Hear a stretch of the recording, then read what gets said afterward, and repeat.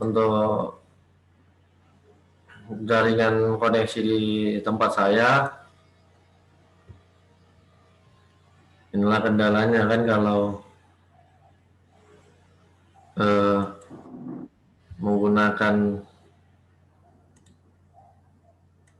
internet ini. Nah, terkadang koneksi bisa terputus, jadi tertutup semua. Karena mengingat saya buat hostnya kan. Oke, kita lanjutkan kembali. Nah, yang kedua ada konvensi ketatanegaraan, kemudian 6 doktrin ilmu hukum yang telah menjadi ius communis opinion doctrum, artinya doktrin yang sudah menjadi acuan pendapat hukum yang sudah menjadi sumber ataupun kebiasaan yang bisa digunakan oleh setiap orang. Kemudian hukum internasional yang telah diratifikasi atau telah berlaku sebagai hukum kebiasaan internasional.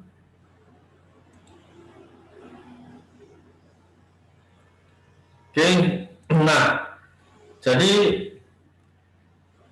sumber hukum yang dikatakan Prof. Jimli ini sama dengan kaitannya kepada untuk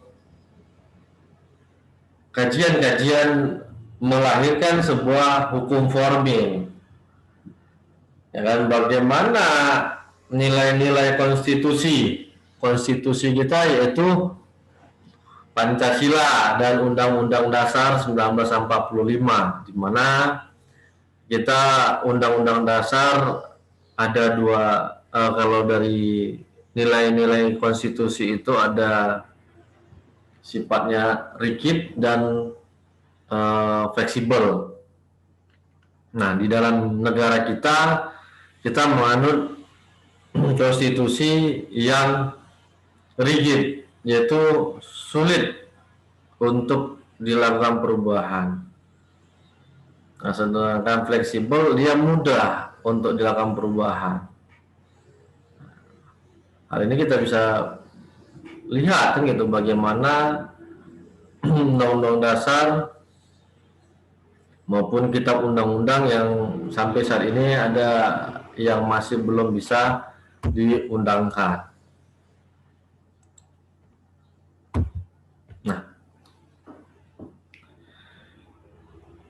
apa itu sumber hukum formil? Yaitu sumber hukum yang dikenal dalam bentuknya, karena bentuk inilah sumber hukum formil diketahui dan ditaati sehingga hukum itu berlaku umum. Nah, ada 5 sumber hukum tertulis kita, sumber hukum formil kita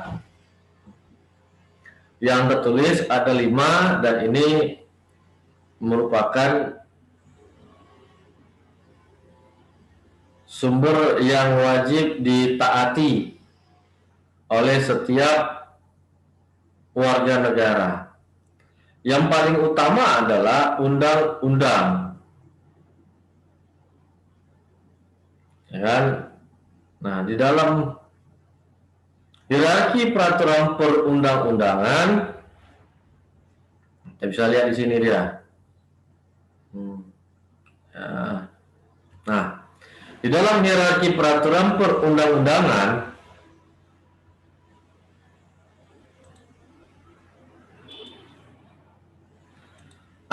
sudah terjadi 4 kali perubahan. Yang pertama berdasarkan Tap MPR nomor 20 tahun 66, kita bisa lihat ada 6 hierarki urutan peraturan perundang-undangan di Indonesia, yaitu Undang-Undang Dasar 1945, yang kedua Tap MPR, yang ketiga Undang-Undang atau Perpu,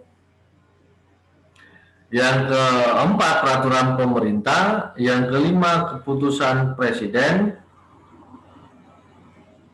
yang keenam peraturan pelaksana lainnya. Misalnya apa? Peraturan menteri, instruksi menteri, keputusan gubernur misalnya, dan sebagainya. Itu merupakan peraturan pelaksana lainnya. Kemudian dirubah dari tahun 66 mati ada lebih kurang 44 tahun, ya kan? Nah, barulah lahir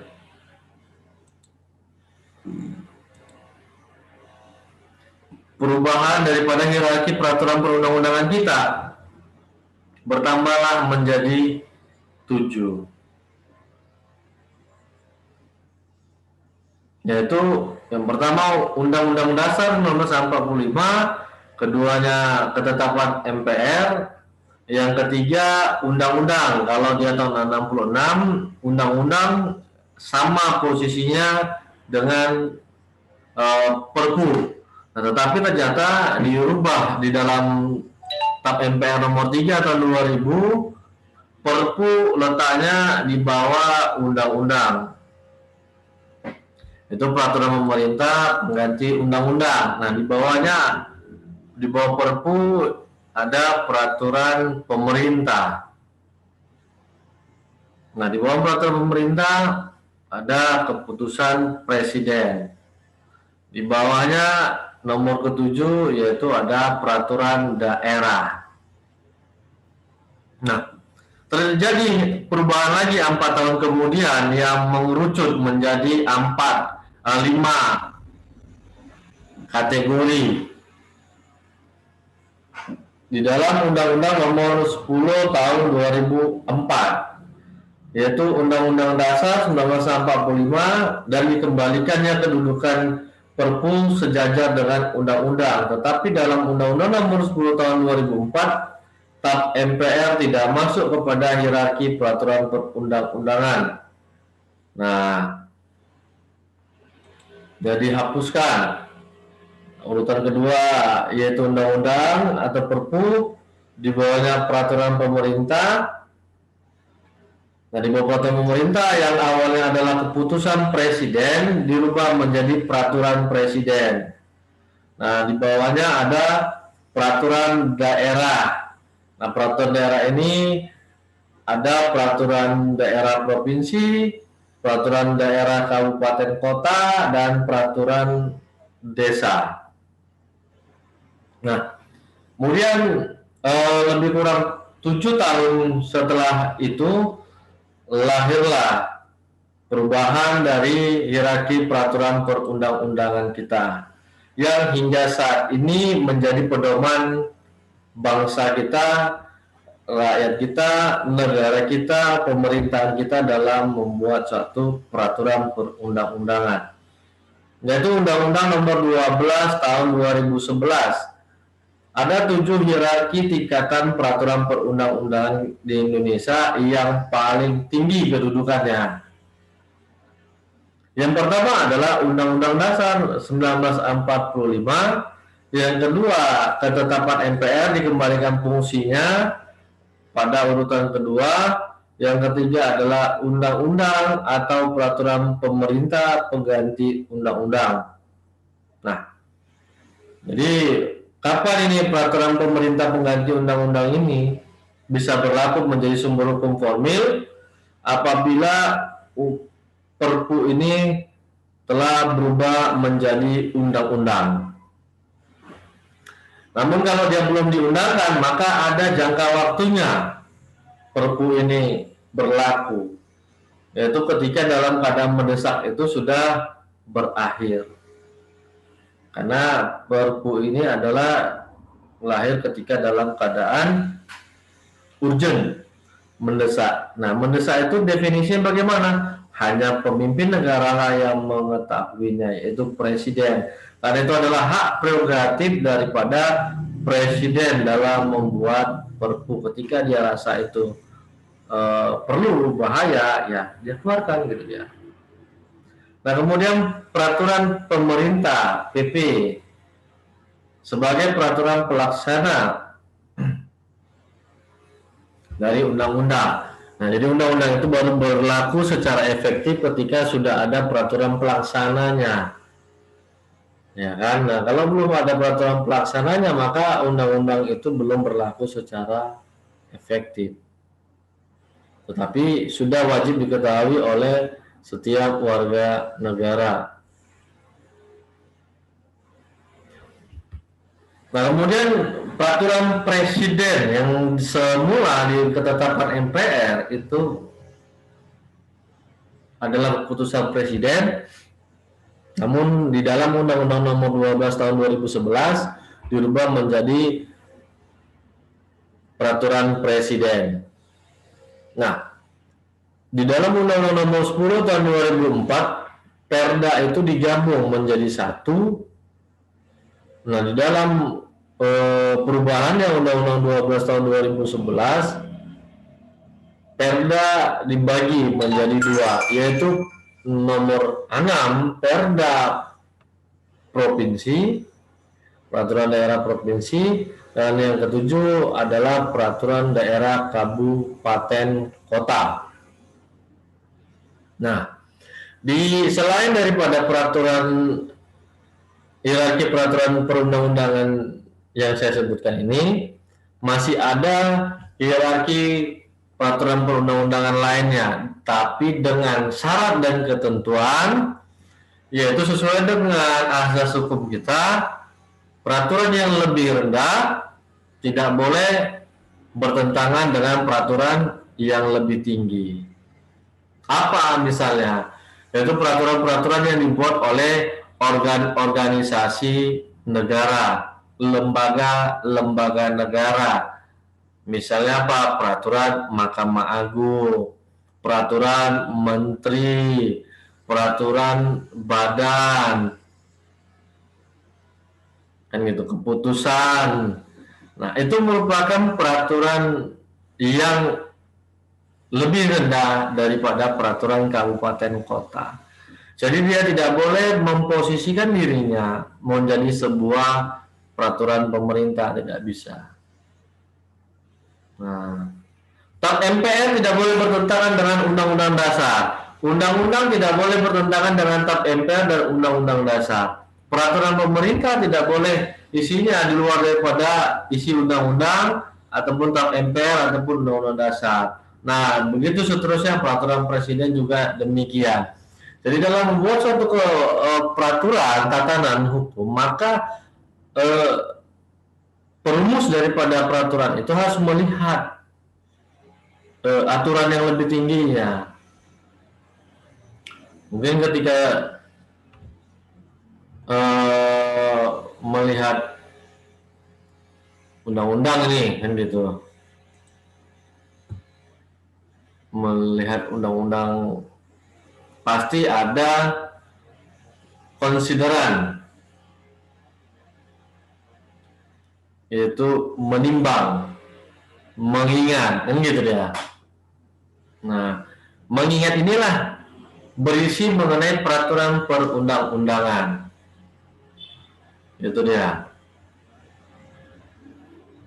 Nah, berisi mengenai peraturan perundang-undangan, apakah pasalnya, ya, apakah dari undang-undang, kemudian urutannya kepada peraturan pemerintah, peraturan menteri dan sebagainya, itulah di dalam sebuah undang-undang ada dimuat.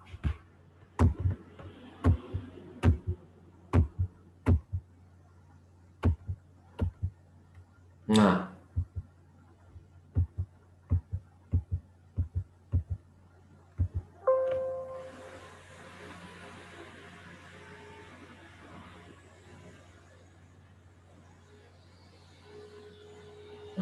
yang kedua adalah sumber hukum formil kita adalah kebiasaan. Ini merupakan termasuk sumber hukum yang tidak tertulis.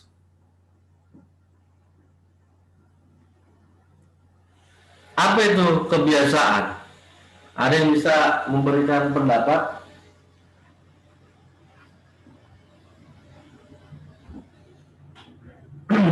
Kebiasaan. Dan sering kita dengar tuh, kebiasaan kali ya anak ini, ya kan? Nah, apa itu kebiasaan?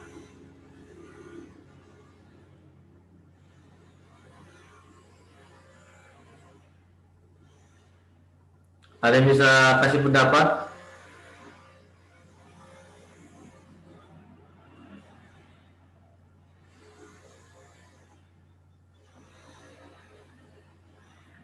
Halo?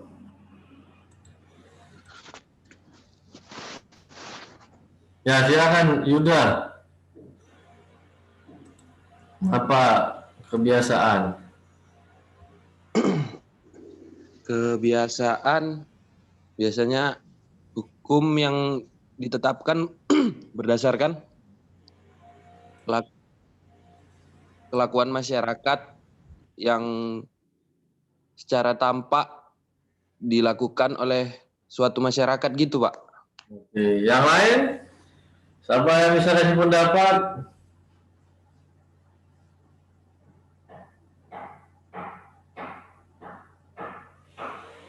Ya, silakan, ada yang lain.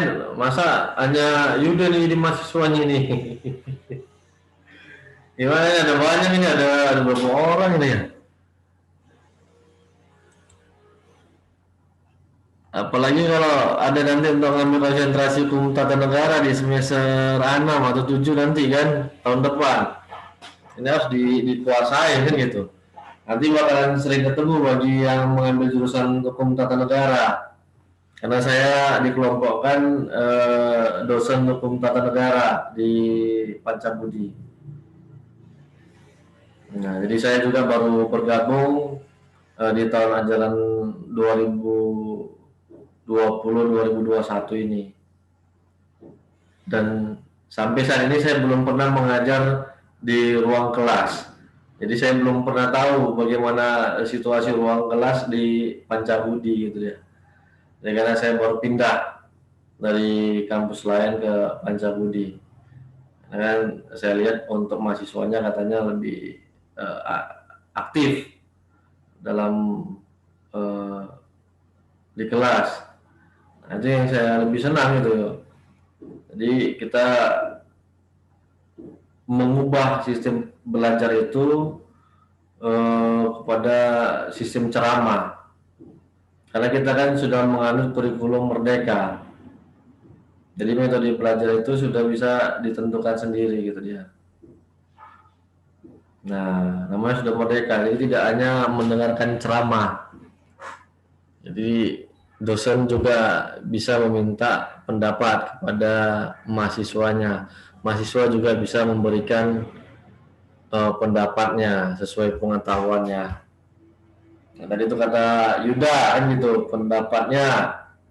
Nah, hukum yang dilihat dari tingkah laku masyarakat. Yang lain bagaimana? Mungkin sambil kerja ini ya. Banyaknya ada Ricky, ada Nana, Agung, Kevin, Budi, Denny, Marta, kemudian ada Revor, ada Uda Saputra, ya kan. Nah, jadi kebiasaan itu saya ambil contoh ketika kita setiap hari ingin berangkat kuliah atau bekerja, pasti selalu cium tangan kepada orang yang lebih tua ataupun menghormati orang yang lebih tua dari kita, bukan dari segi usia tapi juga bisa dari segi sistem kekerabatan. Nah, dari contoh tersebut bisa kita lihat kebiasaan itu merupakan segala sesuatu yang dilakukan secara terus-menerus oleh suatu masyarakat, ya kan? Nah, makanya kalau kita lihat sistem budaya menghormati orang lain itu kita hampir sama dengan Jepang untuk sopan santunnya,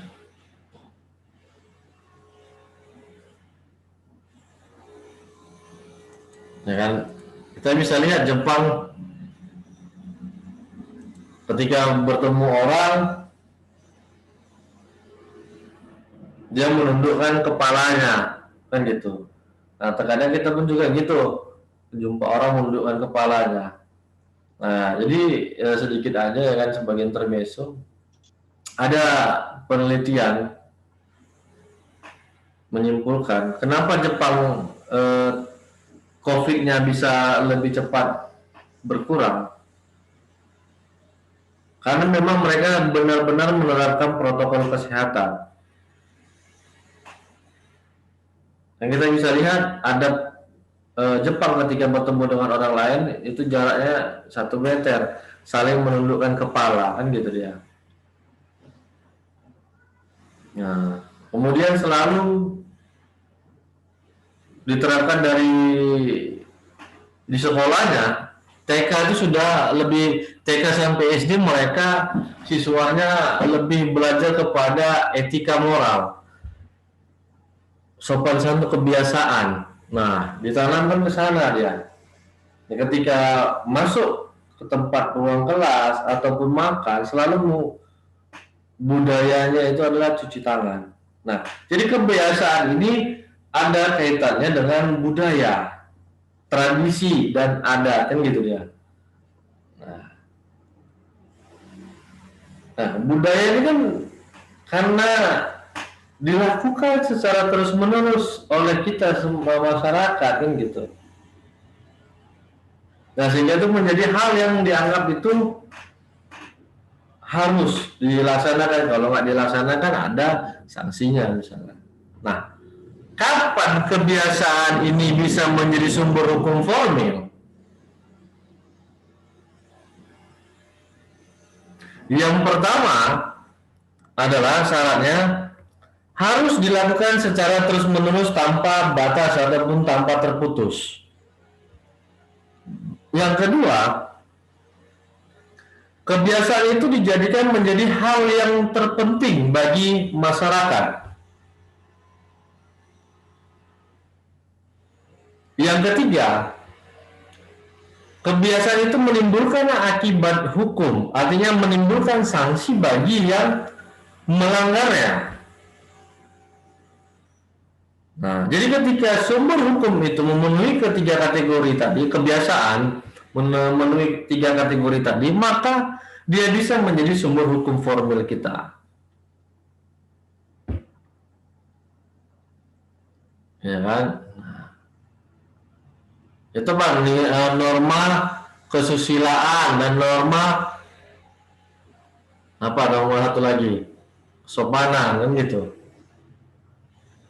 Nah, ini jadi dia harus dilakukan secara terus-menerus, kemudian oleh masyarakat ya itu dianggap menjadi suatu hal yang wajib gitu, hal yang sangat baik bagi dirinya ketika melaksanakan kebiasaan tadi. Nah, seperti tadi apa? Cium tangan ketika jumpa orang yang dianggap lebih tua kan gitu ya. Bukan dari segi usia. Nah, kemudian ketika kita tidak melakukan, ada sanksi nih. Apa misalnya? Dianggap kita tidak sopan. Kan gitu dia. Nah, inilah kebiasaan dijadikan sebagai sumber hukum formil. Kemudian ada traktat, perjanjian antar negara. Bisa perjanjian bilateral, bisa perjanjian multilateral, itulah nanti dimasukkan ke dalam konvensi, ya, dalam undang-undang. Nah, kemudian ada keputusan hakim, yaitu jurisprudensi, yakni keputusan hakim terdahulu yang diikuti hakim yang selanjutnya dalam memutus perkara yang sama. Itu dia kuncinya. Jadi keputusan hakim terdahulu yang diikuti oleh hakim berikutnya dalam memutus perkara yang sama. Dalam memutus perkara yang sama. Jadi tidak boleh perkara yang berbeda gitu dia. Nah, kemudian pendapat ahli hukum, yaitu doktrin. Nah, inilah dia sumber-sumber hukum di Indonesia. Ada sumber hukum material dan sumber hukum formil. Jadi untuk pertemuan pagi ini saya sudahi. Nanti kita bisa buka kelas lagi di hari Sabtu pagi jam 8:30. Apakah bisa? Seperti ini juga hari Sabtu jam 8:30. Ada yang bisa? Bisa, Pak. Saya bisa, alhamdulillah. Nanti linknya besok akan saya buatkan. Pak, Ya. di hari Sabtu ada mata kuliah lain, Pak. Oh, ada ya. Yang bisa ada berapa orang? Nanti yang ada mata kuliah lain nggak apa-apa. Nanti saya buat tetap hadir. Ya kan. Nanti linknya akan saya masukkan ke dalam portal. Jadi nanti bisa dilihat untuk materinya.